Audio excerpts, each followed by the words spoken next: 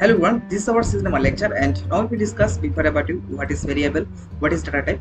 So আপনি ফিউচারে যতগুলো প্রোগ্রামিং ল্যাঙ্গুয়েজ করবেন পিএইচপি থেকে শুরু করেন জাভা থেকে শুরু করেন সব সিনট্যাক্স থাকে ভেরিয়েবল ডাটা টাইপের। সো এই ক্লাসটা অনেক important. So variable data type অবশ্যই লাগবে আপনাদেরকে, অনেক এটা ইম্পর্টেন্ট টপিক এটা। সো আমি একটু আপনাদেরকে উদাহরণ সহকারে বোঝাবো যে ডাটা টাইপ কি, ভেরিয়েবল কি।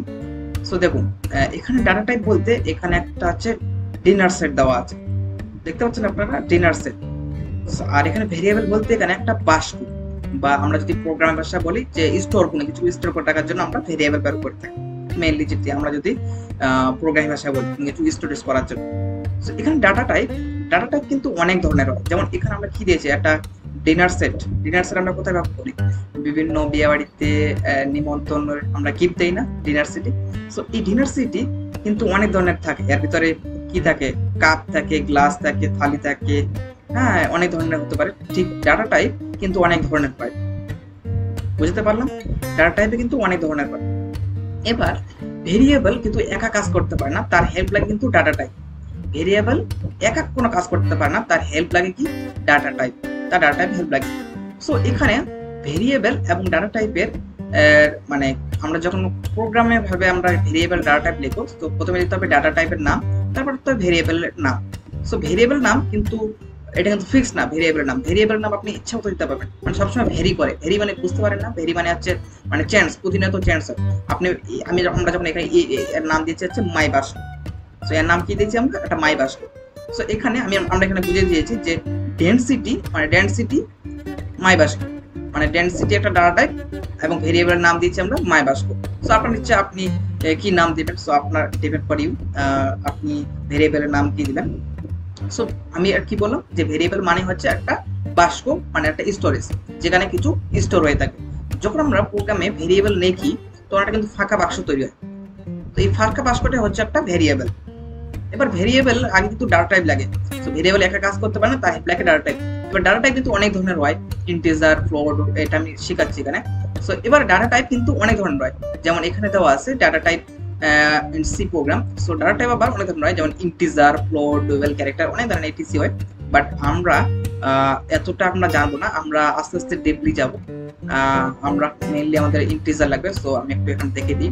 সো মেইনলি আপনাদেরকে ইন্টিজার, তার ফ্লোট, ক্যারেক্টার, সো এই চারটা জানলে আপাতত আপনাদের কাজ চালানোর মতো হয়ে যাবে। দেন আমরা যখন স্টেপ বাই স্টেপ ডিপ লেভেলে যাবো আরো, তখন আমরা গাইড করবো। সো ভেরিয়েবল আমরা ইন্টিজার, ফ্লোট, ডুয়েল এগুলো শিখবো। সো এবার হচ্ছে ইন্টিজার কোনগুলো বলে, যে পূর্ণ সংখ্যা। ইন্টিজার মানে পূর্ণ সংখ্যা, মানে 1 2 3 4 -1 -2 -3, এগুলো হচ্ছে ইন্টিজার। ফ্লোট কোনগুলো, যেগুলো হচ্ছে দশমিক সংখ্যা, যেমন কি 1.2 1001, এগুলো হচ্ছে দশমিক সংখ্যা, মানে এগুলো হচ্ছে ফ্লোট, যাকে বলে ফ্লোট বলে, প্রোগ্রামিং ভাষা ফ্লোট বলা, রাইট। এবং এখানে কি আছে ক্যারেক্টার মানে হচ্ছে সিঙ্গেল, মানে কোটেশনের মাধ্যমে ক্যারেক্টার লিখতে হয়, মানে ABCD, এগুলো হচ্ছে একটা ক্যারেক্টার। সো আমরা আপাতত এই কোডটা জানলে হয়ে যাবে আমাদেরকে। এবার এখানে সবথেকে একটা মোস্ট ইম্পর্টেন্ট টপিক আমি আলোচনা করব, যে এখানে দেওয়া আছে ভ্যালু ইকুয়াল টু 10। ভ্যালু বলতে এই বাক্সটা বোঝাচ্ছে, মানে মাই বাক্স ইকুয়াল টু 10 দেওয়া আছে, মানে মাই বাক্সের মধ্যে কত আমরা ইনিশিয়ালাইজ করে রেখেছি, আমরা 10 ভরে রেখেছি। মানে আমি কি বলেছিলাম যে একটা ভেরিয়েবল একটা কি, একটা বাক্স একটা। সো এই বাক্সর মধ্যে আমরা কত রেখেছি, 10 রেখেছি। আমরা ছোটবেলা কি পড়েছিলাম, ইকুয়াল মানে কি, ইকুয়াল মানে আমরা পড়েছিলাম না, মানে ইকুয়াল মানে আমরা ঠিক প্রোগ্রাম ভাষা আমরা মানে আমরা ছোটবেলায় ইকুয়াল এভাবে লিখতাম। বাট আমরা যখন প্রোগ্রাম লিখবো তখন ইকুয়াল মানে হচ্ছে এইভাবে, ডাবল ইকুয়াল, মানে একটা হলো একটা ইকুয়াল। আর এই যে এখানে যে ইকুয়ালটা দেওয়া আছে, এটা মানে হচ্ছে একটা ইকুয়াল, মানে হচ্ছে একটা কি বলে, একটা হচ্ছে অপারেটর। সো অপারেটর নিয়ে আমরা নেক্সট ক্লাসে আমরা হয়তো ডিসকাস করব। সো পরবর্তী লেকচারে আমরা ডিসকাস করব অপারেটর। সো এটা হচ্ছে এটা হচ্ছে অপারেটর। সো অপারেটর সবসময় এই বাম দিকে সবসময় কি থাকে, একটা বাক্স থাকে, এই বাক্স থাকে, ঠিক আছে? সবসময় বাম দিকে বাক্স থাকে, আর এদিকে থাকে একটা ভ্যালু থাকে। সো আমি ভ্যালু এখানে 10 লিখেছি, মানে বাক্সের ভিতরে তুমি 10 রাখো বলতে গেছি। এবার এটা হচ্ছে অপারেটর বলতে কি, এটা এই বাক্সটা কি, এই বাক্সটা হচ্ছে একটা ভেরিয়েবল। প্রথমে বলেছিলাম যে বাক্স সবসময় স্টোর হয়ে থাকে, মানে কোনো কিছু স্টোর করে রাখার জন্য আমরা ভেরিয়েবল করি। সো এটা হচ্ছে একটা বাক্স। বাক্সটার নাম কি দিয়েছিলাম আমরা, বাক্সটার নাম দিয়েছিলাম হচ্ছে মাই মাই বক্স বক্স। এই বাক্সটার নাম দিয়েছি আমরা মাই বক্স, মানে এটা একটা ভেরিয়েবল। সো ভেরিয়েবল আবার একা কাজ করতে পারে না, তার হেল্প লাগে কি, এটা তার হেল্প লাগে হচ্ছে ডাটা টাইপ। এবার ডাটা টাইপ অনেক ধরনের হয়, যেমন 1 2 3 4 5 6 7 8 9 10। এগুলো কি, এগুলো হচ্ছে পূর্ণ সংখ্যা, মানে হচ্ছে ইন্টিজার, মানে ইন্টিজারের মধ্যে পড়ে। এগুলো হচ্ছে কি, এগুলো হচ্ছে ইন্টিজারের মধ্যে পড়ে। দ্যাটস ওয়াই আমরা কি করব এখানে, তাহলে আমরা কি এটা যেহেতু কি 10টা কি, একটা 10টা হচ্ছে একটা ইন্টিজার। সো ইন্টিজার জন্য আমরা একটা ইন্টিজার একটা ডাটা টাইপ দেবো, এখানে একটা ইন্টিজার একটা ডাটা টাইপ দেবো। সো ডাটার নাম দিলাম কি ইন্টিজার। তাহলে কি হলো, ইন্ট নামে একটা ডাটা টাইপ দিলাম। ডাটা টাইপের মধ্যে একটা ফাঁকা বাক্স তৈরি হয়েছে, ফাঁকা বাক্সটার মধ্যে নাম লিখে দিয়েছি মাই বাক্স। সো এই মাই বাক্সের মধ্যে আমরা কত রেখেছি, 10 রেখেছি।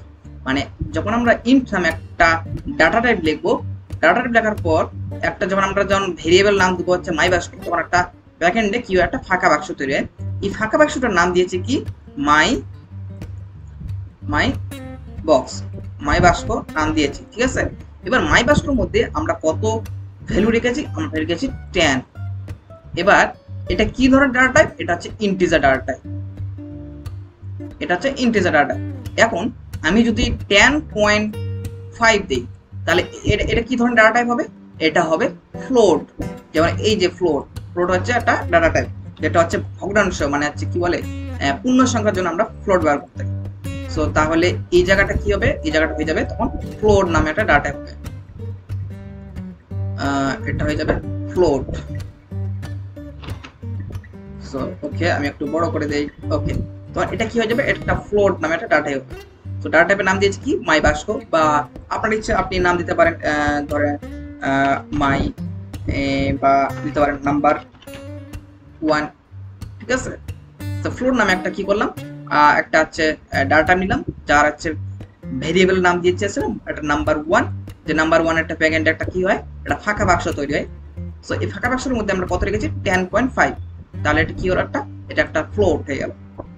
বাট আপনি যদি এখানে যদি ইন্টিজার দেন, তাহলে কিন্তু এটা প্রোগ্রাম কিন্তু ক্রাশ করবে, কারণ এটা কি, এটা হচ্ছে ফ্লোট ডাটা, একটা ভ্যালু দিয়েছে। এখন যদি এখানে 10 থাকতো তাহলে একটা ইন্টিজার দিতে, বুঝতে পারছেন। সো এর পরবর্তী লেকচারে আমরা বিভিন্ন ম্যাথ ক্যালকুলেশন করব। সো এর পরবর্তী লেকচারে আমরা মেবি আমরা কি করব, আমরা একটা প্লাস মাইনাস মাল্টিপ্লিকেশন ডিভিশন এগুলো আমরা ক্যালকুলেট করব। ছিল আজকে ভিডিও ভালো লাগলে লাইক করতে পারেন, বন্ধুদের শেয়ার করতে পারেন। দেখা হচ্ছে অন্য কোনো ভিডিওতে। Good bye.